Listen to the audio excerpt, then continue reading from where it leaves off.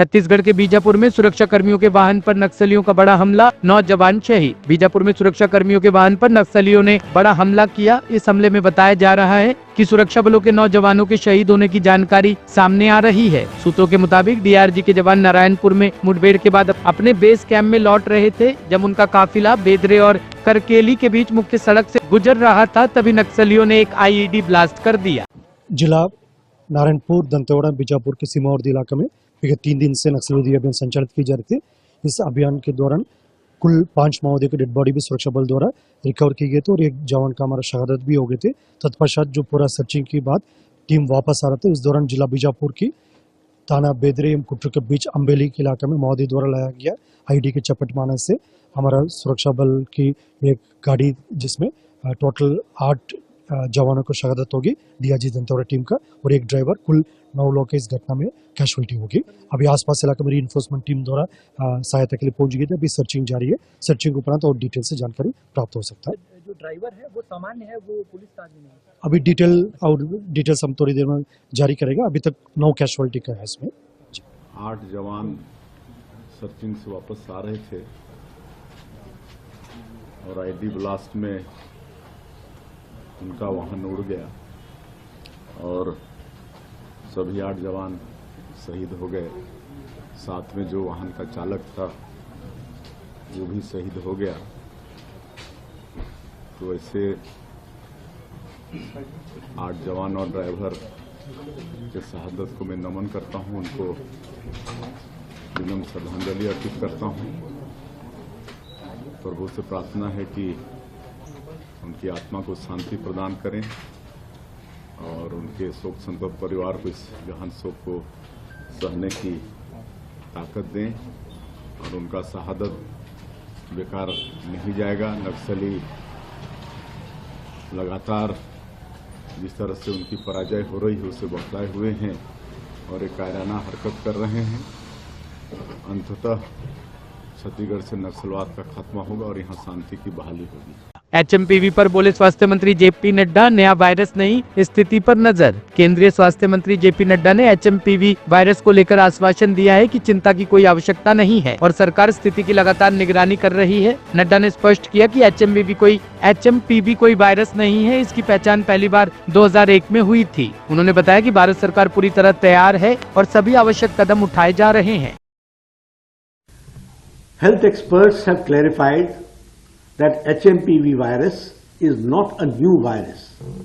It was first identified in 2001 and it has been circulating in the entire world since many years. HMPV spreads through the air by way of respiration. This can affect persons of all age groups. The virus spreads more during the winter and the early spring months. On recent reports, the cases of HMPV in China, the Health Ministry, the Indian Council for Medical Research and the National Center for Disease Control are keeping a close watch on the situation in China as well as in the neighboring countries. WHO has taken cognizance of the situation and will share their report shortly with us.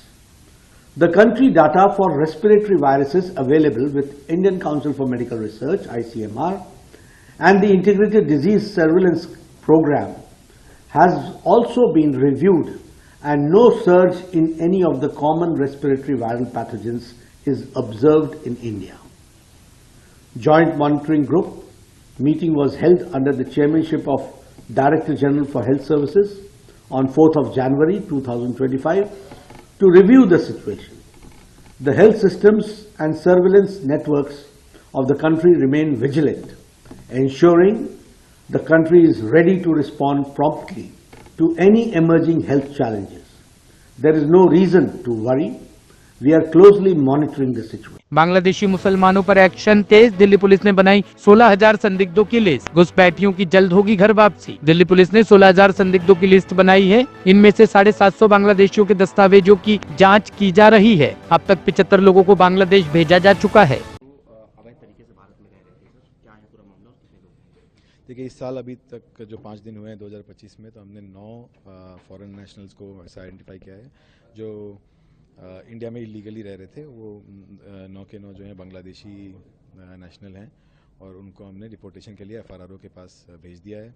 हमने central district में illegally staying foreign nationals के against में अपना drive को intensify कर रखा है और अभी तक लास्ट ईयर भी हमने ये कार्रवाई किया था और टोटल 14 फॉरेन नेशनल्स को हमने भेज रखा है डिपोर्टेशन के लिए। इसमें जो है ऑन ग्राउंड वेरिफिकेशंस भी कर रहे हैं और प्लस जो हमारे इमिग्रेशन का डेटा है उसका डेटा एनालिसिस करके भी हम ये कार्रवाई कर रहे हैं, टारगेटेड एक्शन कर रहे हैं। और मैं ये कहना चाहता हूँ कि जो फॉरेन नेशनल्स इंडिया में लीगली एंटर कर रहे हैं और लीगली स्टे कर रहे हैं उनके लिए एक वेलकमिंग एटमॉस्फेयर बनाना हमारा काम है। हम उसके लिए कर भी रहे हैं। टूरिस्ट पुलिस बूथ हमारा जो है वो रोज़ फॉरेन टूरिस्ट का मदद करता है। बट जो लोग इलीगली इंडिया में एंटर कर रहे हैं या इलीगली रह रहे हैं उनके खिलाफ कार्रवाई करना भी हमारा काम है और उसके लिए हम संकल्पित हैं। तो जिन लोगों को आपने पकड़ा, क्या किसी एजेंट वगैरह के टच में थे जो उनके फर्जी डॉक्यूमेंट तैयार करता था? हमारे पास अभी ऐसे कुछ क्लूज हैं, उसमें अभी इन्वेस्टिगेशन चल रहा है। एक केस ऑफ फेक डॉक्यूमेंट भी हमने रजिस्टर किया है, but investigation is at a very initial stage and we are working on it. अभी ये कह पाना मुश्किल होगा किसने बनाया था? हाँ, अभी वो कह पाना मुश्किल होगा। हार्डली बहुत ही कम टाइम हुआ उस केस का रजिस्टर करके। अब उसमें जैसे इन्वेस्टिगेशन में जो भी आएगा आपको अपडेट करते रहेंगे। तो जितने लोग पकड़े गए हैं वो सारे डंकी रूट से ही आए थे या कुछ लीगली भी आए थे? नहीं, इसमें दोनों ही हैं, जो लीगल एंट्री किए हैं और जो लीगली एंटर करके फिर ओवरस्टे कर रहे थे वो भी हैं। ठीक है।